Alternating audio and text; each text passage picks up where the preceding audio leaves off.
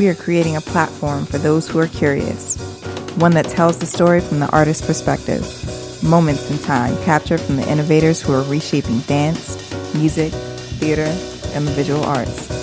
This is the Working Artist Project.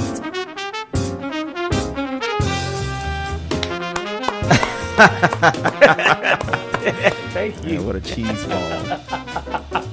Wow. Clap for yourself. What's going on? Hey, what's going on, Darian? How you doing, brother? Good, man. So I want to start out just talking about like the where, who, what, why, just of your story. Like, who are you and why are you here? Chicago, yeah. I was born there, and I started doing music at an early age. I was about 4 years old. Okay. Suzuki classes. I was singing before I could talk, so I guess that's when it started. My parents saw something in me. They took me to like early child music classes and stuff like that. I was singing in choir at church, and then about 10 years old, I started playing saxophone. Okay. And yeah, I never used to practice. I was just bad. I'd be in the back cutting up with my friends. And then one day we had auditions, and I was like, man, maybe I should practice. And I practiced like 10 minutes, and then I got first chair. So then after that, I was like, well, I think I'll be cool if I practice more. So I started practicing more and just fell in love with it around high school, man. I think I checked out Kinda Blue by Miles Davis, this jazz record, and that was it. Damn. I was hooked after that, man, and had a group with some friends, 4 of which are still professional musicians. But we started a group in high school and went to college for music education and started really developing things in college. And by the time I got out of college, I was working in Chicago on a pretty regular basis and spent some time working. I was teaching a little bit, went to St. Louis in 2010 and was teaching and playing out there. So I made some connections out there, came back, decided I wanted to do my master's in New York. And that's what drew me here, man. So 2013, moved to New York and been full-time musician since, playing, teaching part-time, teaching different jazz camps, and I do Skype lessons, stuff like that, and also arranging for different people, but full-time musician. That's what's up. You're just gonna plug your Skype joint. You Skype like Chris at Christopher CR McBride Music. Get you a Skype lesson. So, man, you kind of famous for your motto. Oh yeah, the art, the callback. The callback. It's not about the call. It's I tell people all the time. Uh-huh. It's not about the call. It's about the callback.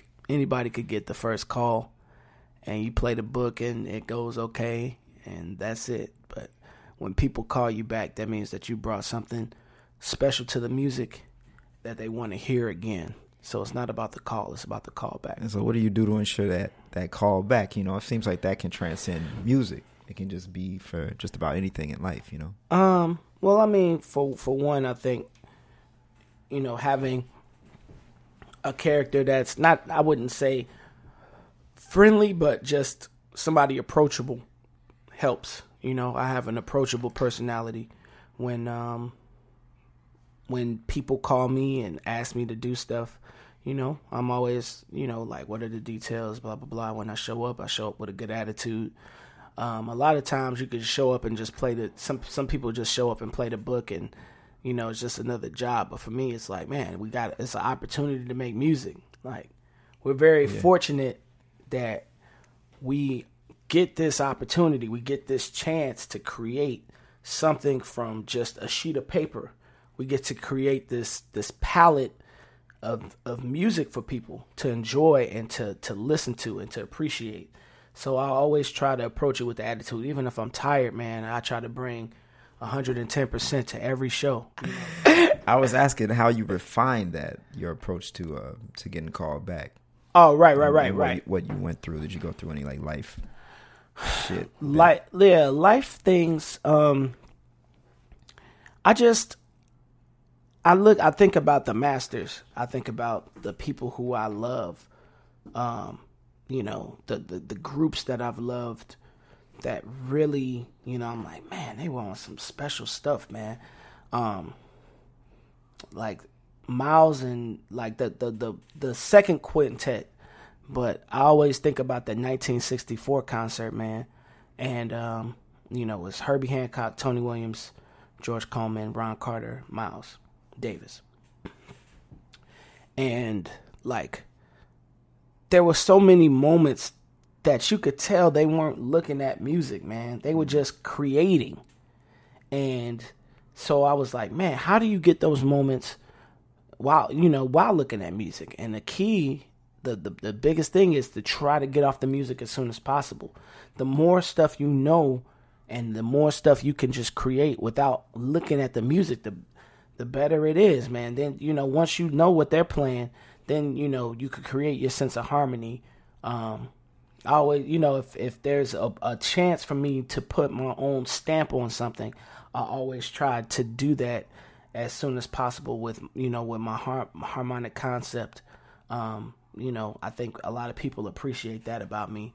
That's one of the things that I bring just as an individual. I have a great sense of harmony, and I'm pretty sure that came from singing in those choirs when I was little. Yeah. You know, I just have a, you know, if there's something that needs harmonies, I could put it on there. But yeah, getting off the page, man. Getting off the page is vital to being able to create the most artistic music possible. Right. So, man, I want to just switch gears for a second. Sure. Like, what unique challenges do you face trying to etch out your own path in New York City? One of the challenges I think that I've had is trying to make sure that I'm not put in a jazz box. And by that I mean, you know, I love jazz music, but I have studied many forms of music. I listen to many forms of music, you know, not limited to hip hop, rock, gospel, house music, R&B, reggae. You know, those are just a couple. Classical, like, so sometimes I think in New York, people try to market you as soon as they can. So a lot of times you get marketed if you play jazz or you're out at a lot of jazz clubs. Like, you're a jazz artist. And it's like, no, I'm an artist. I'm a musician. I'm not just a jazz artist. I play jazz, but I'm a musician who plays jazz. I'm not a jazz musician because that's not all that I am, or that's not all I want to be defined by the time my career is over. So trying to make sure that I stay with my child, because I love jazz. I want to continue to get better as a musician, but also making sure that people see me in those other genres of music, and that I can get a chance to express myself through those platforms as well. What roles did your parents play in your musical development? My parents played a big role. I mean, just, you know, I don't think we ever appreciate what our parents do for us when we're coming up. You know, like taking us to, using the gas to take us to places, you know, paying for camps, you know, so they had a big role in my musical development. But as far as like musical genres, you know, like my mom, I love Earth, Wind & Fire. I know that's through my mom. You know, like when I first remember hearing "Let's Groove Tonight" and the horns and stuff, I was like, you know, I know that was my mom. And right. Like, I loved Earth, Wind & Fire. You know, Frankie Beverly and Maze, Stevie Wonder. Like, that was definitely my mom's doing. You know, I know every Bob Marley song ever. You know, and I know that's from my dad. Peter Tosh, Gregory Isaacs, Black Uhuru, you know, all these different reggae groups. Third World, that I know that's my dad's influence. So they had, like, when it comes to R&B and reggae, gospel too, with my mom, because every Sunday the gospel station be on our way to church. So, like, I know that was all influenced by my parents, those songs that are in my mind, that are still in my mind today. Yeah. So, like, how do you not lose your identity with so many different musical styles floating around inside of you and coming out? You know, are people not pigeonholing you as, oh, that's Chris, the alto jazz saxophonist, or that's Chris, the hip hop saxophonist, or whatever it may be? I think in order not to get pigeonholed, you have to legitimately be a part of every scene, you know, and maybe that means making multiple stops in a night. You know, I could go and check out something going on at a club in Harlem that's got some, you know, R&B playing.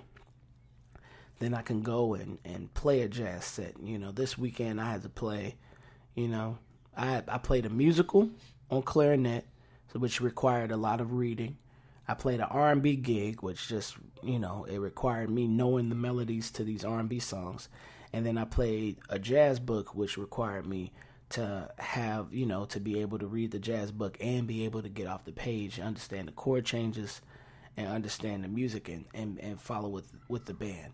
So it's like three different genres of music, but I was able to successfully do all of those because of all of the music knowledge that I have from those genres of music that I could apply to my playing. So when somebody hears me, if they say, oh, that's Chris, I guess that's a good thing, especially if I'm playing different genres and they can still go, oh, yeah, that's Chris, because he's still playing like Chris. It's just playing R&B.